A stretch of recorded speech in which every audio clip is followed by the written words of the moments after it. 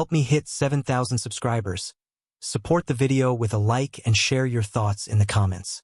I read everyone. Thank you. My name is Callum, and I've always been the kind of man who gives people the benefit of the doubt, especially the people I love. And in my case, that meant Lila.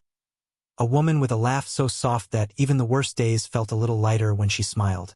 We'd been together for nearly 4 years, and while our relationship wasn't perfect, I genuinely believed we were steady, solid, safe.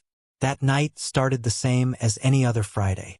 She kissed my cheek, grabbed her small beige purse, and told me she was having a girls' night with her 2 closest friends, Ivy and Tessa.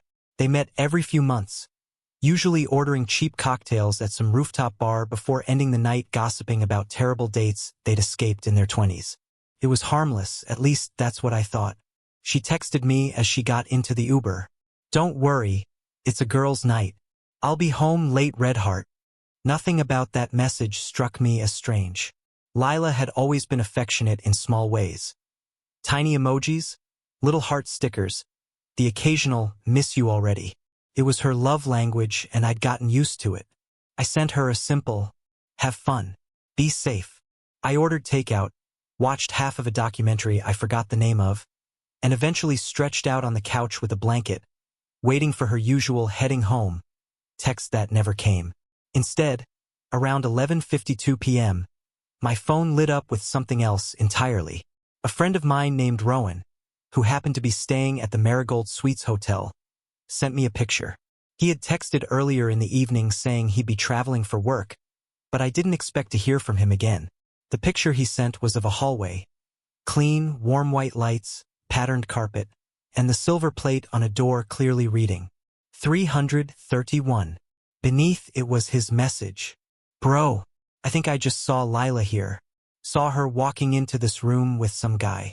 Not sure if it's her, but it looked exactly like her."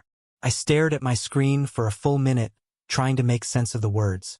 My stomach tightened, my throat dried, and suddenly the quiet apartment felt too small, like the walls were pressing inward.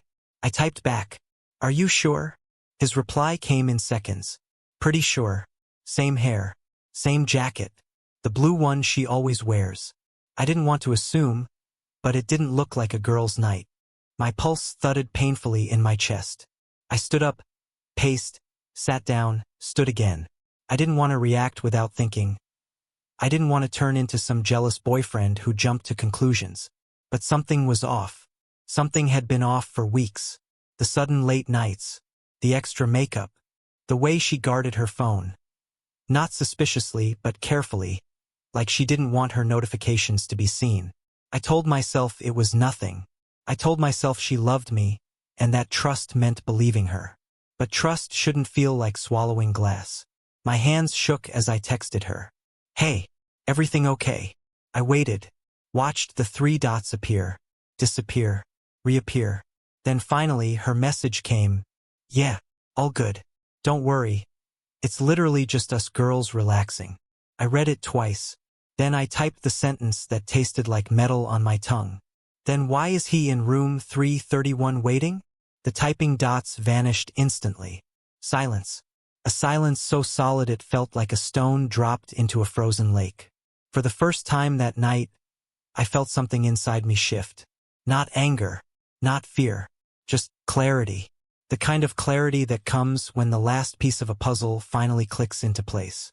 After 2 minutes, which felt like 20 years, she replied, "Callum, what are you talking about?" I didn't bother responding. Instead, I grabbed my keys and walked out the door. It wasn't impulsive. It wasn't rage. It was resolve. The hotel was 12 minutes away, but my mind replayed every small, strange moment from the past month. The sudden gym sessions she never mentioned. The extra showers. The new perfume she claimed was a gift from her coworker. All the overlooked signs that I'd brushed aside in the name of love. When I pulled into the hotel parking lot, my hands were cold around the steering wheel.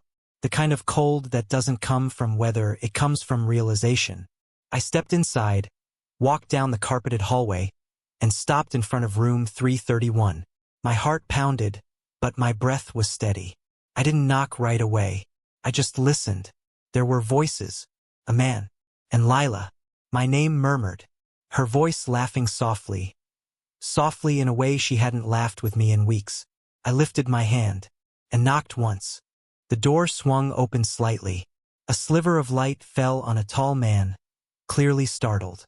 Behind him, Lila's laughter froze mid-note. "Callum!" she breathed, her eyes wide, guilt written across every feature. I didn't step in. I didn't yell. I didn't demand explanations. I simply looked at her, really looked.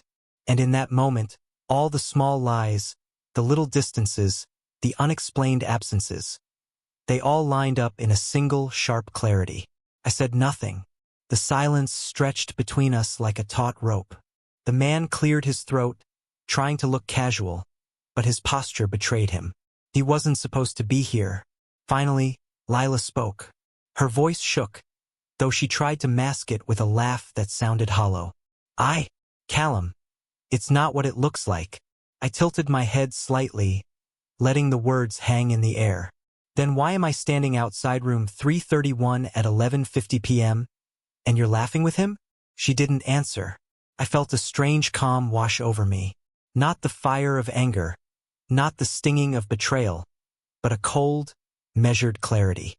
I realized I didn't need answers to feel my own worth.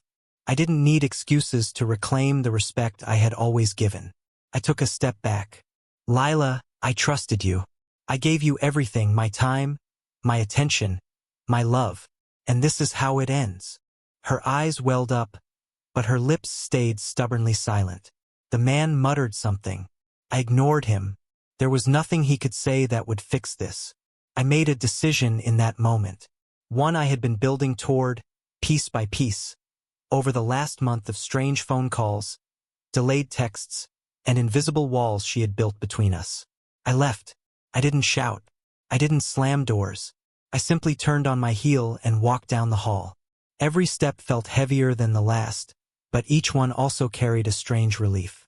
The weight I'd been carrying, the anxiety, the doubt, the constant questioning was finally gone. Outside, the night air hit me like a cool shower. The city lights stretched endlessly, flickering like distant truths I hadn't wanted to face. I inhaled deeply. My chest, tight for weeks, finally felt like it could expand. I wasn't running. I wasn't escaping.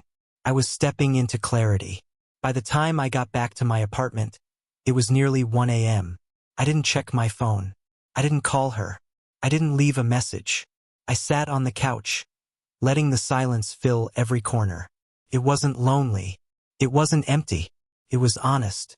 The next morning, my phone buzzed with a text from Lila. "Callum? Can we talk?" I read it once, then again. I didn't respond immediately. For the first time in weeks, I wasn't desperate for her approval, her explanation, or her lies. I had what mattered, myself and my sense of clarity. Hours later, I texted back, "We can talk, but I don't need to. I know who I am, and I know what I deserve." Her reply came seconds later. "I'm sorry. I never wanted to hurt you." And in that apology, I felt no triumph, no satisfaction, only a quiet acknowledgement. Some people don't know how to love. Some people don't recognize what they've been given until it's gone. But I wasn't bitter. I wasn't broken. I was free. The next few days passed in a blur of normal life. Friends checked in. My routine resumed. And through it all, I realized something I hadn't known I needed. Peace doesn't come from confrontation. It comes from understanding your own worth. I won't pretend it was easy.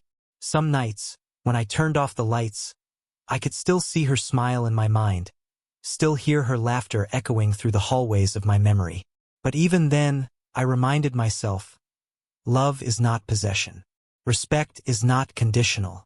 And trust, once broken by deliberate choice, cannot be demanded. It can only be honored by oneself. Weeks later, I saw her again. Not by accident. Not by confrontation. Just in passing at a coffee shop downtown. She looked surprised. I smiled softly, nodded, and continued on my way. No anger, no shame, just recognition. Her girls' night had become something else entirely. And I had become something new. A man who understood that the right kind of love doesn't make you small. And as I walked down the street that afternoon, sunlight on my shoulders, I finally felt it. The freedom to trust again. Not in someone else, but in myself.